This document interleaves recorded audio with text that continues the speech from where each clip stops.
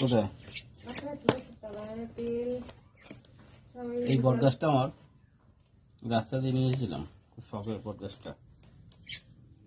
এই বট গাছে অনেকদিন ধরে যত্ন করছি। আমার একটা খুব শখ যে একটা বট গাছ আমি নিজের হাতে তৈরি করবো,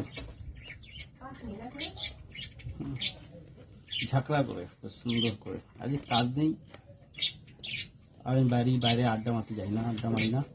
এটা আমি একদম পছন্দ করি না, আড্ডা মারার। কী করবো,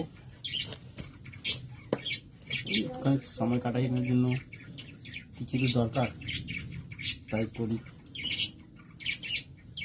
যদি ছুটি ছাটা থাকলে একটু করতে পারি, নাহলে না। কাজটা বেশ একটু ভালো।